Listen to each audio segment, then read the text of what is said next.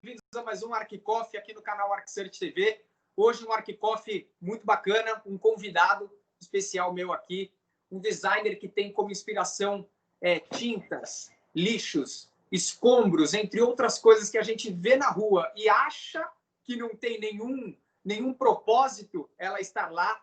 Recebam com bastante calor, com bastante carinho, Elion Cardoso, um designer que eu tive a oportunidade de conhecer há uns anos anteriores aí em algumas feiras de design e tudo mais. Gosto pra caramba do seu trabalho, Elion. Muito obrigado por ter aceitado participar desse ArcCoffee, desse bate-papo aqui no meio dessa pandemia.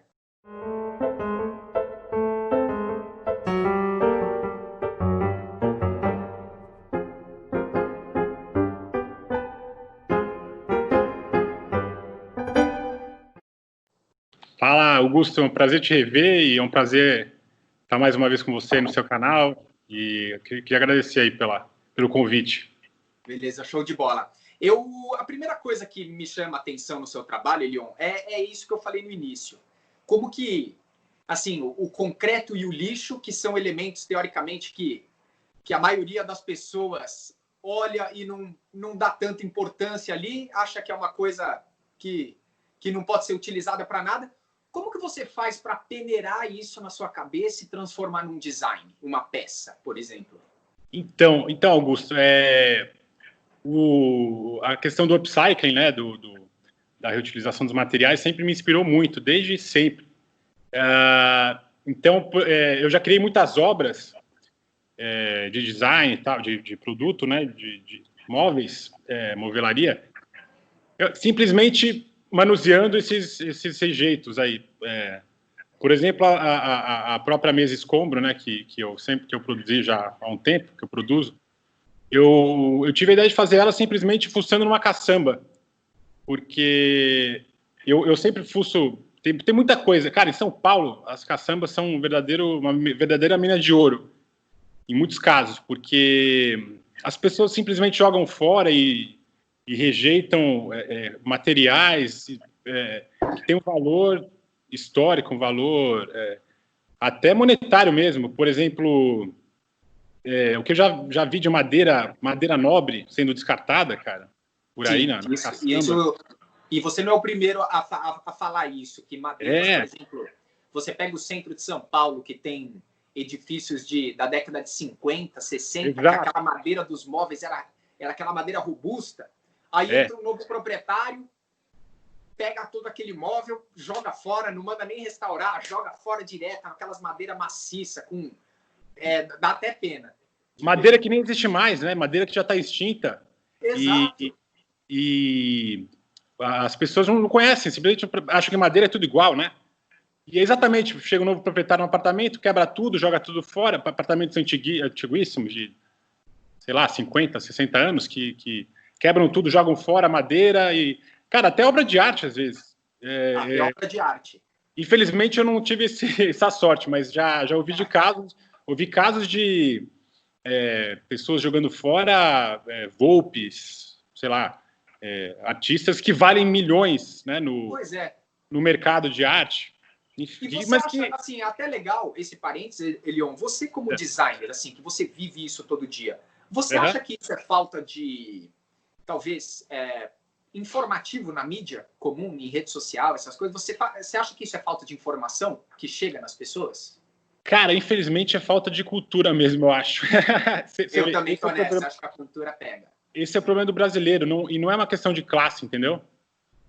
Não é uma questão de, porque a pessoa tem uma classe menos favorecida, ela tem menos cultura, não é isso.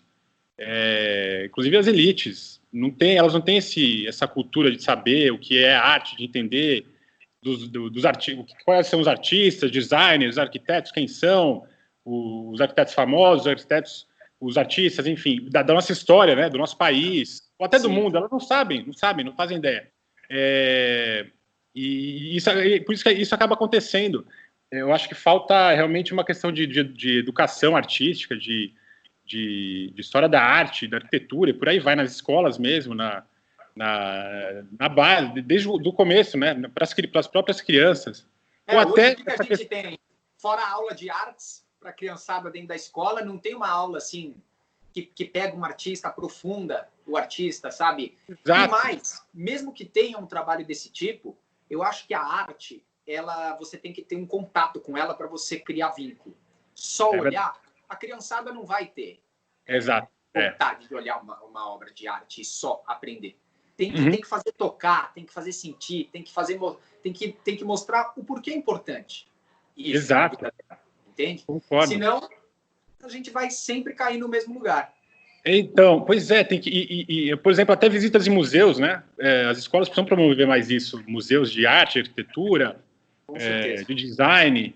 Eu lembro quando eu era criança, cara, eu infelizmente fui descobrir realmente o que era arte, né?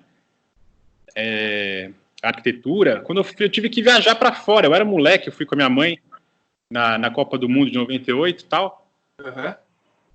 Só na França eu tive essa oportunidade, pirei, cara. Imagina, eu tinha 10 anos de idade, por aí, pirei, fui no Louvre, sei lá, e pirei. Aí lá que eu vi o que era arte, por exemplo. E eu nunca tinha ido no MASP, cara, aqui do lado, nunca tinha. Tem um acervo tão maravilhoso também.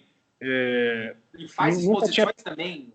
Também, exposições efêmeras bem legais, né? Do próprio acervo e do exposições do mundo inteiro, né? Que estão, às vezes, no MASP, ou até na Pinacoteca, enfim, do Estado, exatamente, né? Enfim, São Paulo não falta, cara. Realmente, a questão é que São Paulo não falta lugar para ir, né? Para você conhecer arte. São Paulo sem dúvida, na América do Sul, até da América Central, é o centro, o principal polo da arte, cara, da cultura, da arquitetura. E tem design. Tudo para ser o principal disseminador disso também, né? Pois quando a gente fala em... É interessante, porque se você fechar, por exemplo, só em arquitetura e urbanismo, sem falar muito no design, você pega, assim, a arquitetura brasileira, ela é muito respeitada pelos profissionais lá fora, num nível muito alto. O modernismo aqui no Brasil foi um movimento que ganhou um destaque violento lá fora. Mas quem é brasileiro, estudante de terceiro, quarto semestre, eu vejo muito o seguinte, é referência europeia, amigo. Referência... Não, cara, se você olhar pela tua janela aqui no Brasil, você vai ter referências incríveis de diversas arquiteturas diferentes. Porque o Brasil mistura tudo, cara. Ele mistura o europeu, ele mistura o americano, ele mistura o asiático, ele mistura todas as culturas de um jeito muito fácil de você ver, né? Sim, e eu não sei por que isso acontece ainda. O porquê que é sempre uma referência fora. Você tem ideia do porquê isso? Cara, eu acho que é um problema, um complexo de vira-lata, né, que o brasileiro tem, de colonizado mesmo, né, que vem desde a colonização mesmo, tudo que vem de fora é melhor, né?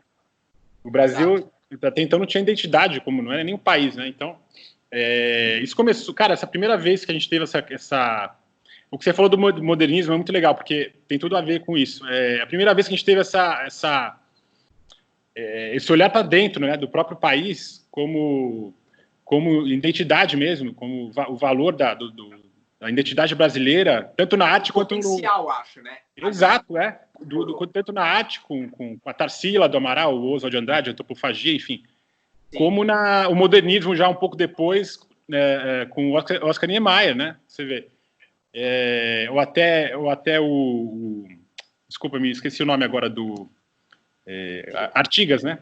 Criou. Vila Nova Artigas. O próprio Artigas, enfim, modernista. Paulo Mendes da Rocha também entra na roda. Paulo Mendes da Rocha, que está vivo ainda, né? Também, vivo ainda. Exato. E você vê, foi a primeira vez, cara, só na década de 20, por aí, até a década de 50, que teve esse pensamento, né, de valorizar o que é nosso mesmo, o que é brasileiro. Cara, até então, era só o que vinha de fora que importava. Infelizmente, ainda a gente tem esse reflexo na cultura, nos próprios brasileiros, na própria cultura brasileira mesmo, de achar, não cultura brasileira, mas nesse princípio do brasileiro de achar que tudo que vem de fora é melhor, entendeu? Exato, e eu acho que tipo, o brasileiro, nesse quesito, ele na minha visão, pelo que eu percebo, e muito extremo. Ou ele ama a cultura a ponto de passar essa cultura para frente, seja por um perfil de rede social ou alguma coisa. Você tem diversos perfis, por exemplo, que SP Lovers, que ama São Paulo, tira diversas fotos bonitas de São Paulo e tudo, que veste a camisa de São Paulo e coisa e tal, e vai. E tipo tem eu. Outro extremo, eu também sou suspeito de falar de São Paulo, que São Paulo é 10 em todas as categorias, cara. Exato. Nossa, eu acho tem seus problemas, mas de resto é maravilhoso. Exatamente. E essa parte toda do extremo do outro lado de achar que tudo é uma merda, né? Tudo é ruim. Tudo é ruim. Não, isso aqui é muito ruim. Não, porque eu vi na Europa, já cansei de falar para as pessoas, você não pode pegar um projeto europeu, Ctrl+C, Ctrl+V aqui, cara. Isso funciona para ciclofaixa, isso funciona para tudo, porque a cultura é moldada de uma forma diferente do europeu. Acho que esse é o grande ponto. E os designers em si, vocês que trabalham com design e com arte todo dia, eu acho que é o que vocês mais enfrentam, né? Pois é interessante o que você falou, porque não é só na questão da cultura, do design, enfim, a questão de tudo, cara, tudo, até da ciência, o que for, sociologia, enfim, tudo tentam aplicar, né, tentam copiar de fora. Deu certo na Europa, deu certo, sei lá, nos Estados Unidos. Vamos botar aqui no Brasil. Mas é verdade, a gente é um povo muito único, cara, que não tem igual, assim, não dá para comparar com nenhum. Cara, a mistura que tem aqui no nosso país de cultura, de costumes. Você vai para Bahia, é um negócio fantástico, cara. Aquele espaço, aquela coisa, aquela cor para tudo quanto é lado. E isso às vezes não está refletido no brasileiro, né? Para fora.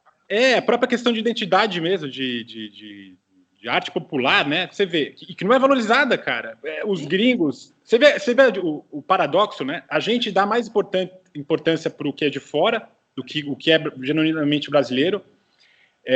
E os gringos, que dão mais importância para a nossa cultura e para os nossos... né, para a nossa arte, arquitetura, mais do que a gente mesmo. Você vê o paradoxo? Então, coisa que tem que ser totalmente diferente. Exato. É um absurdo, eu acho, mas é uma questão de educação mesmo, de investimento também, né? Investimento mesmo. Investimento na cultura, na educação, investimentos corretos também, né? Os próprios artistas brasileiros, designers, e por aí vai, e arquitetos, sabe? Isso é essencial. Respondendo a tua pergunta, sim, a gente enfrenta esse problema. Por quê? Eu, como designer e artista, né? Porque tem essa, como eu te falei, é um pensamento pré-estabelecido do brasileiro, né? Dos compradores, dos clientes, sabe? E é isso que eu tento no meu trabalho, trazer essa alma, eu não digo genuinamente brasileira, né? Mas essencialmente, entre aspas, paulista, vai. Sim. Mas não quero falar paulista, eu vou falar da cidade que vem da cidade de São Paulo, que é a minha inspiração, né? Então... Exato, e é interessante isso que você falou, porque, por exemplo, é importante falar para todo mundo que eu vou deixar aqui na descrição o teu site oficial para a galera que acessar o link e saber que obra que a gente está falando aqui, tá, pessoal? Eu vou dizer o nome da obra e no site do Elion está separado por obra, tudo bonitinho, os quadradinhos, vai ser muito fácil vocês encontrarem. E é nessa pegada, Elion, que eu quero que você traga um pouco da sua perspectiva com relação à poltrona São Paulo. A gente falou de São Paulo aqui, falou dessa utilização do design da cidade. Se eu não conhecesse o seu trabalho, não conhecesse você, e eu visse os exemplos que eu vou dar aqui das obras que você vai responder, sem te ver, eu imediatamente conecto à cidade. Então, parabéns daí, porque a intenção é essa, então está sendo cumprida. É isso aí. Fala um pouco da poltrona São Paulo aí para o pessoal, para a galera entender o que aconteceu nesse projeto. Então, a poltrona São Paulo foi na verdade, foi meu projeto de graduação, né? Que eu me formei em desenho industrial, em design de produto. Então, eu já há muito tempo trabalho com arte, né? Com pintura. Desde criança eu pinto tela, acrílica sobre tela. Desde criança eu já queria ser artista, né? Eu já, sei lá, as pessoas, as crianças, né, têm esse sonho quando crescer de ser, sei lá, bombeiro, policial, sei lá, astronauta. O meu sonho já era ser artista. Então, e aí eu acabei me distanciando uma época, engraçado, fui fazer, sei lá, sociologia na PUC, Mas aí eu acabei voltando para a área criativa, né? Não teve jeito, porque é o que eu sei fazer. Então, comecei a fazer desenho industrial e imediatamente me reencontrei, né? Com a questão do desenho, da criação. Então, voltando à Poltrona São Paulo, foi minha conclusão de curso. E a ideia era o quê? Fundir numa peça de design, né, no projeto, arte urbana e o design de interior. O design de interiores, né? Design de produto, vai. Assim dizer. Então, aí, eu tive a ideia de fazer uma poltrona de concreto que fosse totalmente de concreto mesmo. Ela basicamente, o material dela é concreto e vai uma malha de metal dentro do molde, né? Na hora que eu vou moldar essa peça. E essa malha de metal é só para manter o concreto durante a cura nessa posição do design que você criou a cadeira, é isso? Essa é a função? Na verdade, essa malha ela é interna da própria peça, porque para criar a resistência do concreto mesmo, para ele não rachar, né? Na hora de manusear e tal. Legal. Então, aí que surge a Poltrona São Paulo, que inicialmente o nome dela era Poltrona Muro. Por quê? Porque ela era inspirada mesmo, ela tem formas retas, né? Normalmente, os dois braços dela são como se fossem paredes mesmo. Sim. E ela não é maciça, na verdade, ela é oca, né? Ela é feita em 3 partes, primeiro o encosto assento e depois os braços que são colados. Legal. Então, ela foi feita inicialmente para ser grafitada, né? No caso, por outro grafiteiro ou por mim mesmo, né? Eu também já fazia grafite, já. Eu faço grafite até inclusive, atrás, no site, atrás tem um grafite com o teu nome, né? Atrás da poltrona. Assim. Tem vários grafites, tem vários grafites no meu site também. Eu fiz muito I Love, uma época eu fazia muito grafite que era I Love SP, né? Coração SP, mais uma vez reafirmando meu amor por São Paulo, né? Enfim, e mais outras coisas, grafite abstrato, por aí vai. E inclusive os poemas, né? Que eu escrevo poemas pela rua, poemas que eu escrevo, inclusive, que eu componho. Enfim, aí eu terminei essa conclusão de curso com a poltrona, né? Eu vi que tinha potencial, porque eu fui bem na banca e tal, gostaram muito, os professores, os orientantes lá, convidados, gostaram muito do projeto. Aí, cara, aí veio porque ela tinha, além disso, ela tinha esse papel, essa função de servir tanto para o ambiente externo da rua, quanto interno. Então, por exemplo, não só o jardim de uma casa, não só servir para o jardim, servir de repente para a sala, sabe, para uma família mais clara.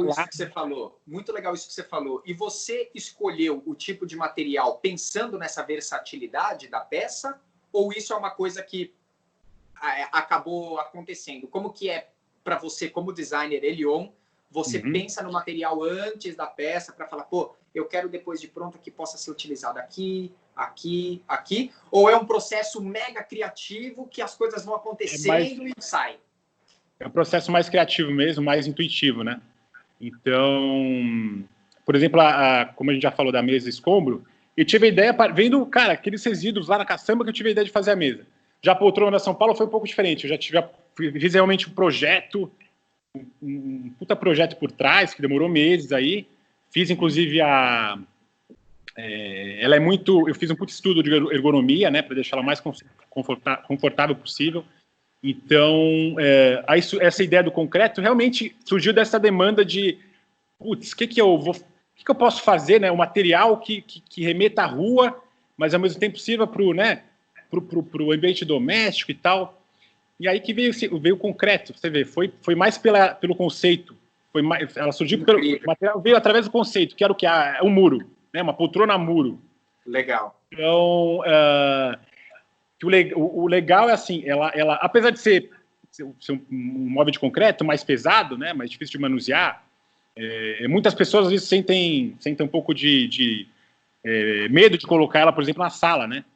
Mas isso varia, depende, né? Porque você vê, tem mesas, quantas mesas que vendem são ícones de design, que são, ou até poltronas mesmo, que são extremamente pesadas, enfim. Exatamente. E outra, eu acho que o seguinte, o concreto, ele é um material, na minha opinião, que se você quiser fazer uma obra, tanto de arquitetura ou de design, e você mostrar que o concreto é pesado, você consegue.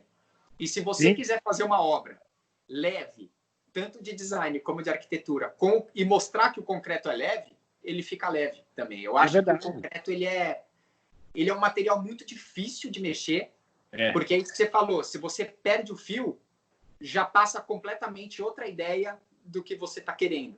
Exato. E eu acho que para representar São Paulo, o concreto é a selva de pedra, né? É a selva de pedra. Dizem, essa é a ideia. Por que virou... por que o nome Poltrona São Paulo, né?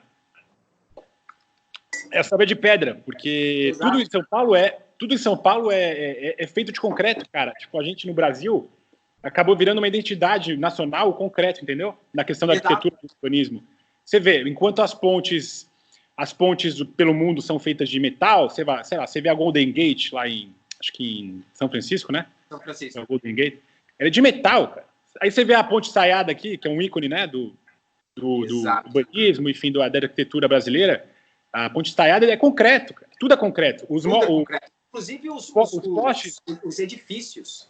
Também. E lá fora, eles estão construindo edifícios de 30 pavimentos em 4, 5 meses. Aqui é de concreto, o negócio vai subindo, 2 anos. Exato. Os prédios lá são... Nova York, você vê, a maioria dos prédios são de vidro, de metal, né? Também. Sim, exato. Enfim, nos Estados Unidos inteiro, acho que no mundo inteiro, na verdade. Até os postes, cara. Os postes aqui são feitos de concreto também. Lá fora são feitos de madeira e sei lá. E é legal porque isso foi uma transição, né? Porque se você pegar, por exemplo, São Paulo da década de 50, os postes eram de metais, né? Eram de aço maciço e coisa e tal. Uhum. E o modernismo, acho que tomou tanto conta do Brasil mesmo, aquela onda do modernismo, do concreto, que tudo virou aquilo, né? Tudo acabou indo para esse caminho. Exato, você vê que acaba não sei, eu inconscientemente acabei trazendo muito concreto, né, para o meu trabalho, talvez não só pela questão dessa identidade de trazer a cidade, dessa identidade urbana mesmo, mas também brasileira, como você falou, o grande mote, o grande material da arquitetura, né, modernista e até brutalista, né? É o concreto. Isso. Exato.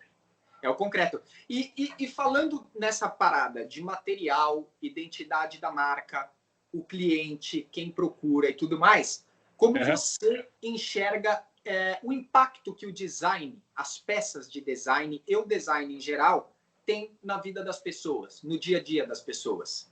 Cara, especialmente agora, né, com a quarentena, a pandemia rolando, eu acho que o design está tendo um papel aí essencial, né? Como nunca. Não só o design, mas a arte em geral. Por exemplo, nessa quarentena que agora tá, pelo menos em São Paulo, já está flexibilizando, né? Uhum. Até nos últimos meses, cara, pô, não dava nem para sair na rua, só para ir no mercado, né? No máximo ir no mercado para você comprar comida. Tudo que você tinha contato dentro da sua casa era criado por alguém, por algum artista. Foi criação de algum artista, de algum designer, ou, né? Por exemplo, seja séries, né? Agora está em alta, Netflix e tal, Amazon, filmes, livros que a gente lê, sabe? Ou até as pinturas que estão na parede. Pô, para a gente ficar... Foi uma fase muito difícil para muita gente, porque realmente tem que ficar confinado, né, dentro de casa, preso. 24 horas por dia, praticamente. 24 horas por dia. Então, tudo que está ao seu redor, tudo que você consumiu durante a quarentena, foi criação de algum artista, enfim, ou de algum designer e até arquiteto, né? Enfim. Sim. E você vê a importância da nossa profissão, né? E você acha que as pessoas passaram a ver, começaram a enxergar mais os designers e o design, talvez? Sim, porque não só enxergar como consumir, eu acho, sabia? Porque as pessoas precisam, nessa situação, as pessoas precisam de móveis mais confortáveis, né? Móveis mais bonitos. Ou até, sei lá, eu, por exemplo, até minha mãe, cara, ela começou a reformar partes da casa porque, sei lá, não tinha nada a fazer. É isso que eu ia te perguntar. Então, eu também... O que você acha desse pessoal que deixou a veia artística saltar para fora nessa quarentena? Porque eu vi diversas coisas assim, pô, resolvi comprar 10 latas de tinta, cada uma de uma cor, eu pintei a minha sala inteira com uma arte que o cara não é artista, o cara não é arquiteto, o cara não é designer. Você acha que isso é bom para a cultura em geral, a veia artística das pessoas falar mais alto no dia a dia? Com certeza. Cara, porque todo mundo, é o que Picasso falava, né? Toda criança é uma artista. O problema é que todo mundo é artista quando é criança. O problema é que você acaba se afastando dessa sua essência, né? Criativa. E eu vejo muita gente que está na áreas que não são de criação, não são da área criativa, artística, enfim, mas que são extremamente criativas, né? Sim. E que lá no fundo dá para ver que tem uma veia artística, que tem um artista lá dentro falando. E isso é importante para todas as áreas do conhecimento, tudo, sei lá, até a área financeira. Eu estou dando exemplo de por exemplo, um economista que eu conheço, que, o cara é extremamente criativo, toca bateria, e não é só criativo nessa área da música, enfim, é no próprio trabalho dele. Ele traz ideias, né, muitas ideias para o negócio dele, para os clientes, porque ele é um cara extremamente criativo. Então, mais uma vez, a gente volta à questão da educação, né, lá da base, da escola. O quanto é importante a criatividade, a gente exercitar a criatividade desde sempre, né? A arte. E sabe o que eu acho que é muito importante, Leon? Eu não sei se você sente isso, mas é uma coisa que eu acabo percebendo de observar o cotidiano com relação a estudante, a pessoas que estão no colegial e coisa e tal. É que mesmo quando a criança exerce um poder criativo muito grande em sala de aula, eu acho que ainda falta incentivo das próprias escolas enxergarem esses talentos dentro da escola e falar, amigo, amiga, você gosta de arte? Então vem aqui que a escola vai fazer um programa legal para você jogar isso para fora e coisa... Você entendeu? Às vezes dá até a entender que querem até que fique quieto aquele negócio, entendeu? Porque tem uma grade a seguir, porque tem tal coisa a fazer. Isso é uma das únicas coisas que eu acho que é um pecado direto assim com a pessoa. E isso vai desde designer e artista para qualquer outra coisa. O cara, a menina que é crânio em matemática já, cara, tem que pegar essa pessoa desde a 8ª série e falar, beleza, chega aí, você gosta disso aqui? E pimba, faz o conteúdo. Verdade, concordo. E aí, depois que cresce, é isso que você falou, infelizmente você só foi ter contato com isso na Europa, na França, coisa e tal, ainda que tinha 10 anos. Né? Mas tem pessoa que só vai ter esse contato com 20, 21, 22 anos. E aí, eu acho que é tarde. Não entendo, né? Você vê, por que os nossos museus são tão... Agora está dando uma melhorada, né? Você vê, tem algumas, por exemplo, o MIS tem recorde de público. Sim. Aí tem algumas exposições no MASP ou na Pinacoteca também, que tem o recorde de público. Mas, de modo geral, não. Ninguém vai, sabe? De modo geral, ninguém vai para museu. E falta propagação também de convite. Eu acho que falta propagação de convite também. Tipo... Convite, de propaganda, iniciativa mesmo, boa vontade. Exatamente. Você tinha falado antes, a gente estava falando antes agora, qual foi a tua pergunta, desculpa? Do impacto do design na vida das pessoas. Das pessoas. Sim. Então, desculpa, eu esqueci de dar um exemplo muito, muito interessante. Fica à vontade. Eu tinha falado da questão do consumo. Isso. Cara, curiosamente, as pessoas estão ficando mais consumistas, né, durante a quarentena. Isso consumindo mais design, cara, ironicamente, tá? Isso é uma ironia também, mas... E mais arte até. Por exemplo, eu vou dar um exemplo eu conheço um galerista ele tem uma galeria, uma dessas grandes galerias aí nos Jardins, né? Aqui em São Paulo. Ele falou que há muito tempo ele não vendia tanto, cara. Então, só muito barato, tá? Então, assim, esses compradores, né, que têm um poder aquisitivo, cara, não estou falando em relação ao brasileiro em geral, porque infelizmente verdade, a gente não tem... A maioria dos brasileiros estão se dando muito mal. A maioria mesmo não tem o que comer, né? Mas, enfim. Exato. Estou falando mais de classe média e alta. E que fique claro para todo mundo que esse bate-papo aqui, pessoal, é um bate-papo com uma linha de pensamento que é falar de design e arte. O fato financeiro que envolve tudo isso, ou político, ou comercial, a gente não está discutindo aqui e nem é esse o propósito. Sim. Nosso negócio é falar de design. Então, o que o Elion está falando aqui é com relação a design. Então... Sim. Não tem outra forma interpretativa, né? Então, vamos continuar nesse política, ponto. já falando demais de política por aí, agora vamos falar. Exatamente, já falam muito. Vamos focar em design e arte, em arquitetura. Então aumentou essa saída dele, de arte. Então, as pessoas estão consumindo muito mais do que antes da quarentena. Por quê? Vem mais uma vez o que eu estava falando. As pessoas estão em casa, estão confinadas em casa, e elas precisam elas precisam renovar exatamente. Estão comprando novas peças de design, de arte mesmo, para colocar na parede, porque, pô, né, você vai ficar todo dia, você vai sentar na sua poltrona ou na sua mesa de jantar, para almoçar, para jantar, e você vai ter contato com esses produtos, né? Não produto, enfim, com essas obras, né? Seja de arte, tá na parede, ou de design.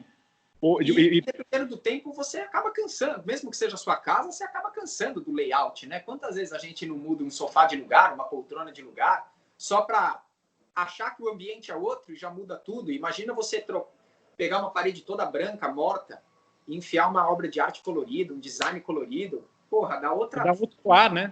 Para o ambiente. Dá outra vida. Uma renovada. Sim. Isso é muito importante, né?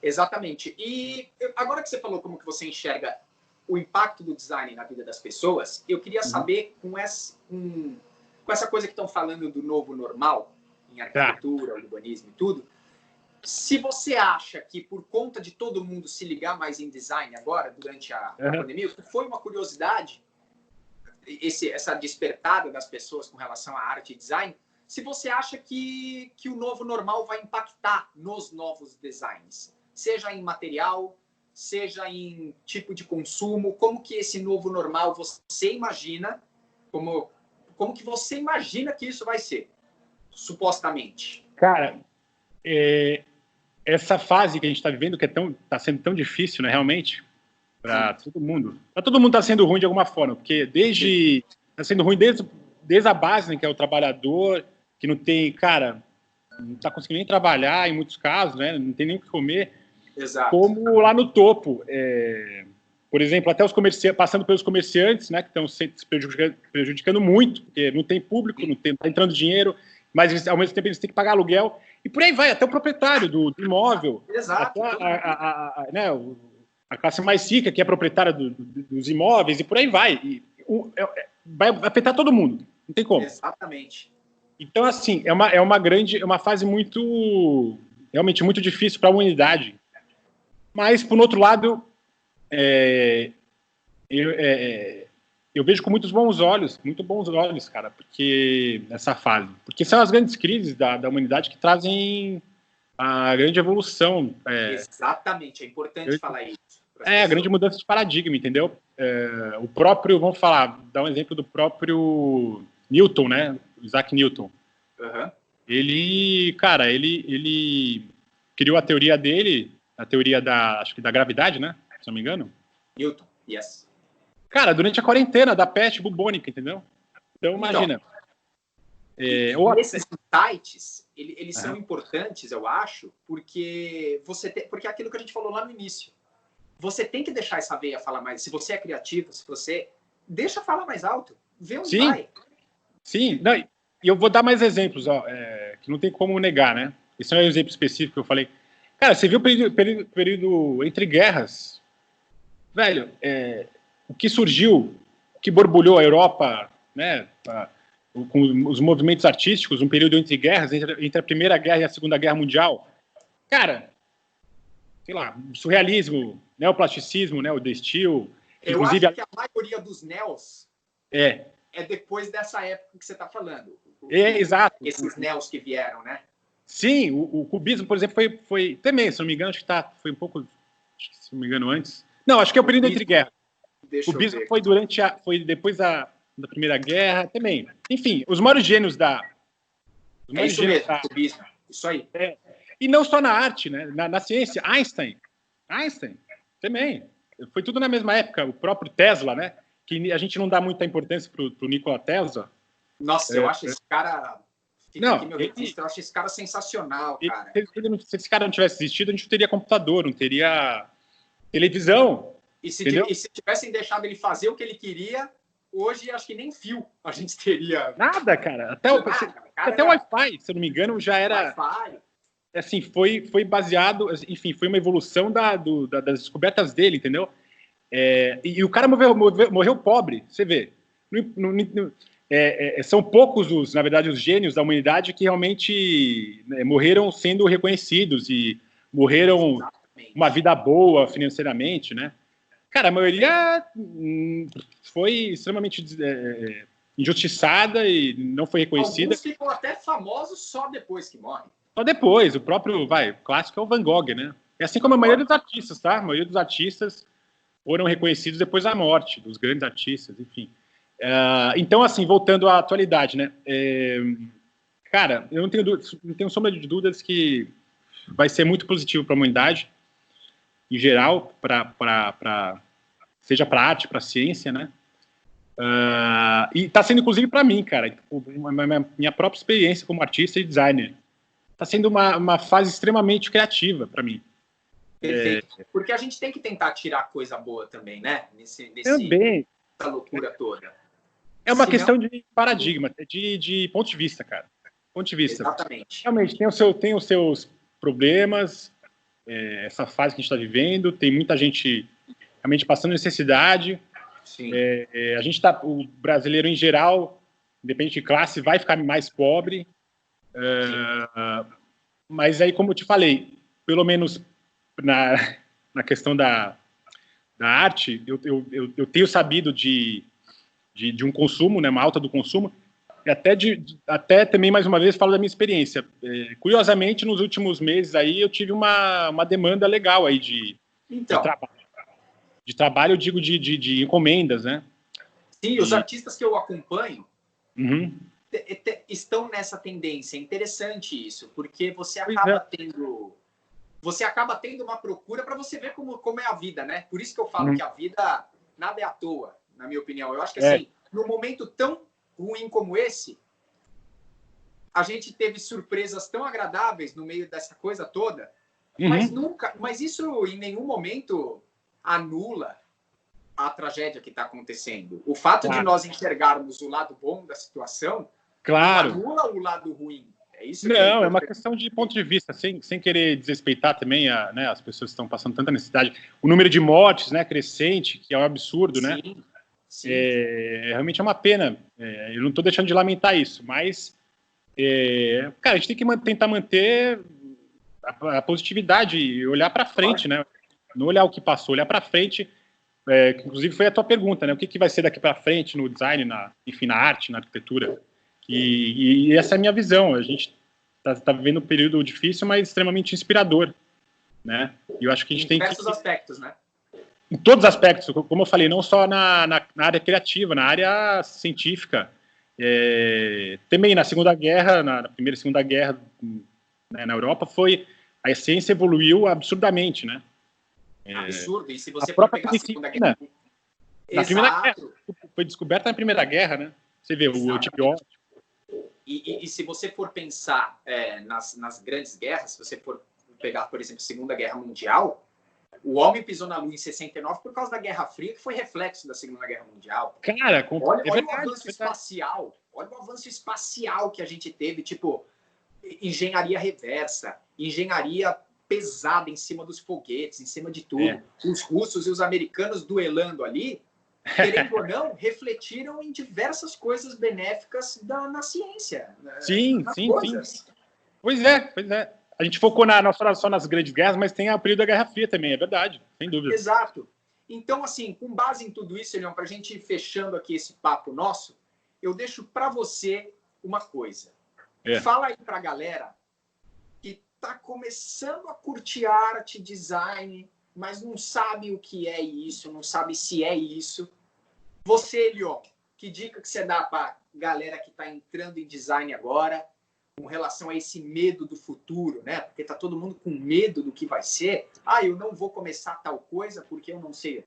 Eu não vou colocar tal coisa porque... O que você tem a dizer para todo esse pessoal novo, 17, 18 anos, que está vindo para o mercado com sede e quer saber mais de design? Fala aí. Cara, eu acabei... Bom, é aquela coisa de adolescente, né? De você querer mudar o mundo, né? Isso. Mas isso me persegue até hoje, sem dúvida.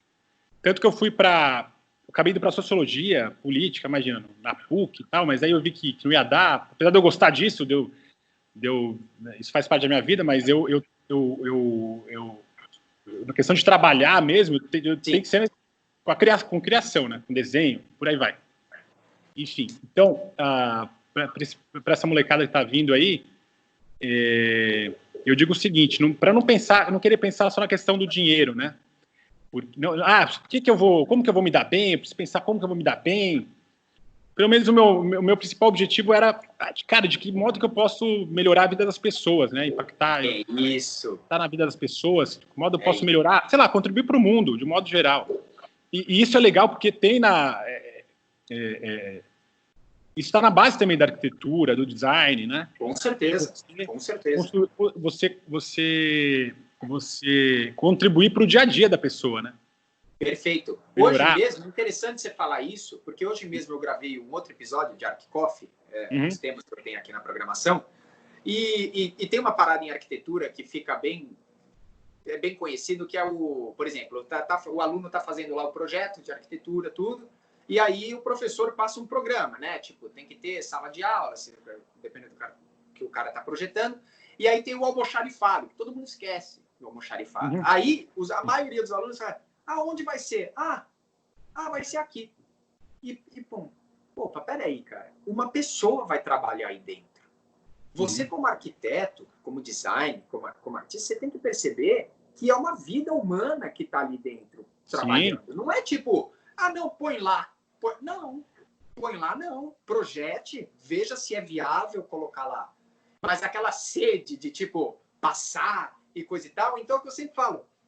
Na linha que você está falando disso, não deixa dinheiro, nota, ficar influenciando toda hora na qualidade do seu trabalho, né? Porque eu vejo que pessoas que eram muito boas na escola, sei lá, cara, isso não quer dizer que você vai ser um grande profissional, entendeu? Não necessariamente.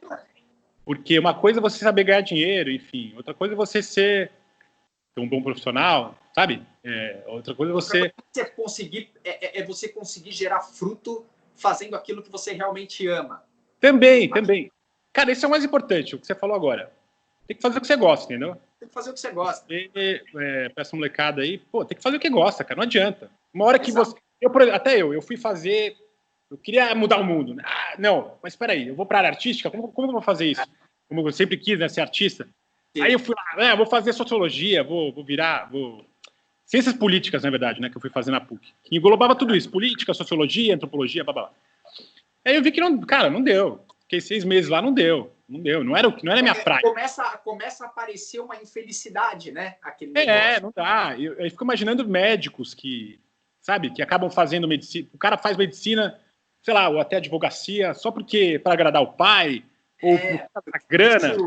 E acaba isso é uma coisa que vai pegar na vida do cara um momento. É um tiro no pé, cara. Uma hora essa bomba vai estourar, entendeu? Então, exatamente. Assim, o médico vai acabar matando alguém sem querer. O advogado vai ser péssimo, não vai conseguir nunca, vai chegar na frente do juiz lá, vai ser um horror e vai dar tudo errado. Ou a própria felicidade mesmo do cara, ele vai ser infeliz. Eu tenho um amigo, o Fábio Benetti, inclusive quem sabe ele vê esse vídeo aí, vou passar para ele. Cara, com certeza. Ele é um grande artista hoje em dia, ele é mais velho que eu. Então, assim, ele passou a vida inteira dele como advogado, né? Era um grande advogado. Cara, chegou uma hora que a vida cobrou, assim. Life Snake, né? A vida cobra. Mas é isso mesmo. Ele se acidentou, ele teve depressão pesada, enfim, largou tudo, cara. Largou tudo para fazer o que ele queria, que era pintar. Arte, fazer arte, sabe? O cara falava mais alto nisso, dentro, né? Dentro dele, era isso.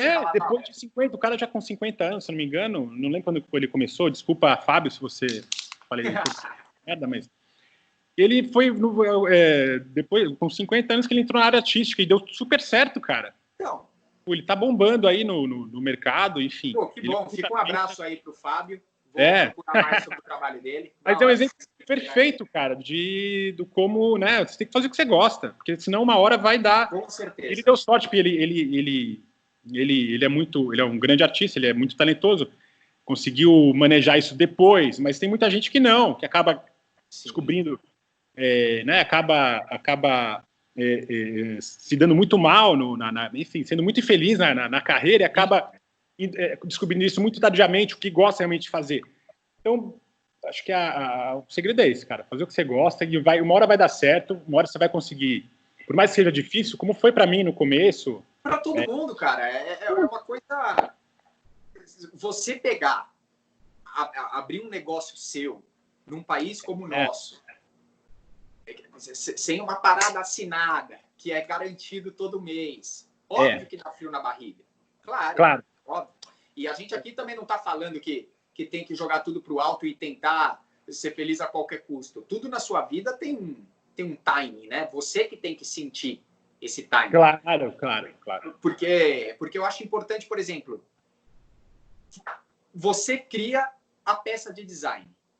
Para essa peça de design sua não ser um almoxarifado jogado em qualquer lugar da planta, é a mesma coisa que você está terminando por exemplo, vou dar um exemplo aqui, a mesa escombro, tá? Sim. Você está finalizando o design da mesa escombro e você deixa um pedaço de aço para fora. Porque você fala, tudo bem. Não, peraí. Alguém vai sentar aí ou apoiar ou passar do lado, pode rasgar a perna no negócio. Exato, tal. Então, eu acho que é carinho, cara. Eu acho que tem que ter carinho pelas coisas que a gente faz. Exato. Eu acho que é o principal. E a galera que eu chamo, que eu admiro para vir aqui, é a galera que eu acabo admirando o trabalho, obviamente, porque eu sinto isso no trampo, entendeu? Da pessoa. Você e falou, isso que eu quero trazer para os alunos. É uma palavra legal, é carinho, exato. Que você fazer com carinho. Então, assim, que você vai trabalhar com isso no dia a dia, que você vai gostar, que você vai fazer com carinho, vai ser um prazer, né? Exato. Vai pensar, a questão monetária, a questão de ganhar dinheiro vai ser consequência disso. Claro que é importante também. Você não tem que pensar só na sua felicidade, tá, e aí, você vai morrer de fome, você vai... Exato. Né? A gente precisa de dinheiro para viver também, né, pô? E precisa, mas você tem que saber balancear as duas coisas, né? Exato. No começo você pode não fazer coisas tão prazerosas, mas a longo prazo você tem que ver que você vai colher frutos, né? Eu acho que o importante é ter um objetivo. Você vai desviar na sua trajetória, você vai desviar do seu objetivo. Mas o importante é você saber que é lá que você quer chegar, independente da via que você pegue. E nem você. Designer e arte. Pô, foi fazer política, sociologia, foi desviando, mas uma hora ou outra, pimba, voltou para a linha, utilizando o conhecimento que você teve dessas coisas aí. Também. Entendeu? Você vê interessante porque o nosso papo aqui acabou não sendo só de arquitetura, né? De design. Exato. Você vê o quanto... a gente falou de sociologia, de história, por aí vai, ciência, enfim. A ideia do ArchiCoffee é essa, é ser bem fluido, assim. Bate-papo do que dá para conversar, é show. Pô, legal, quero participar de novo, hein, cara? Já é a segunda vez. Com certeza. Vou separar mais tema para a gente falar, com certeza. Maravilha. Cara. Mas, finalizando, claro. Eu acho uma coisa muito importante também para esses novos arquitetos, designers, artistas, por aí vai. Cara, você, não só, como a gente falou, essa questão do prazer, né, de fazer o que você realmente tem amor e que você sabe fazer bem, né? Não só isso, mas... cara, a questão eu acho que é essencial hoje em dia. Você entrar nessa área de fazer móveis, fazer, sei lá, produtos, né? Seja no design de produto, de movelaria ou da própria arquitetura, do urbanismo. Cara, você realmente procurar meios de melhorar não só a vida das pessoas, mas, cara, de não impactar o meio ambiente, né? Perfeito. Impactar o ponto meio legal que se abordou. Porque eu, por exemplo, faço isso através da reutilização de materiais, né? Que é a própria mesa escombro ou outros produtos que eu faço, que é muito forte no meu trabalho. Que no ano passado eu lancei no Boom SP Design, também durante o Design Weekend, a luminária Atum.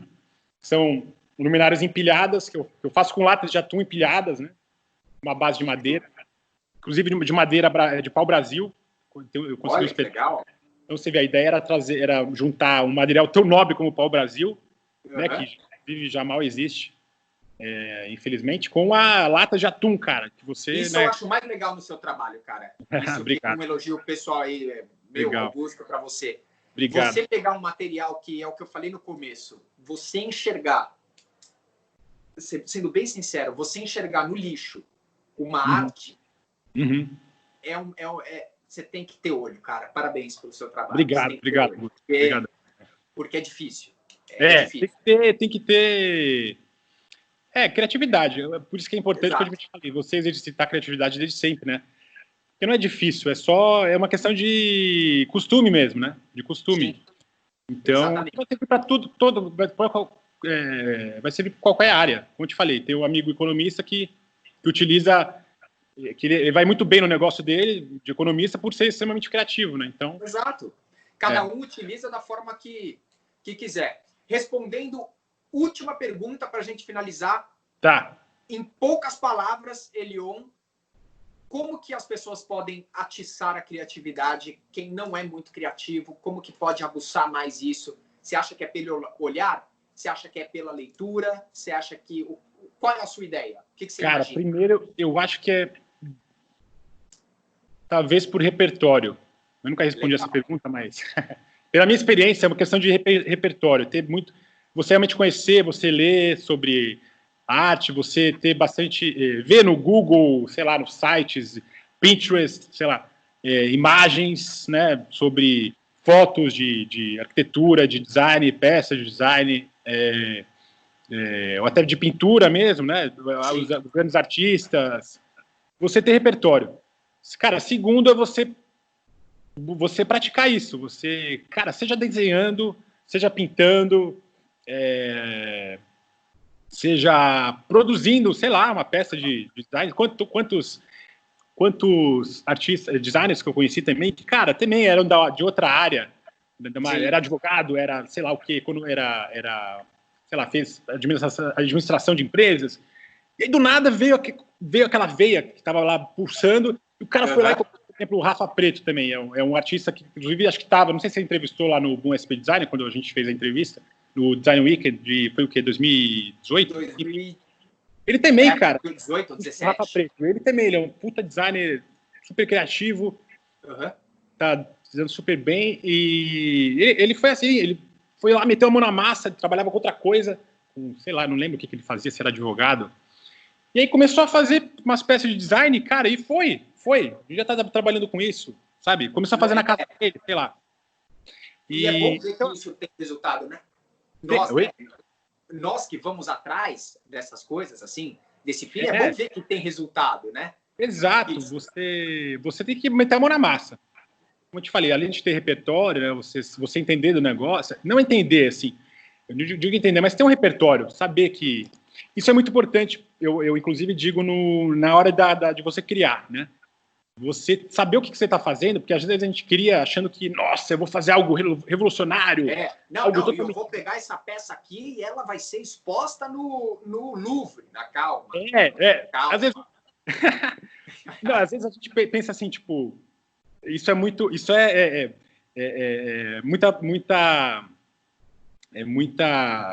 essa questão da autoconfiança é muito importante, né?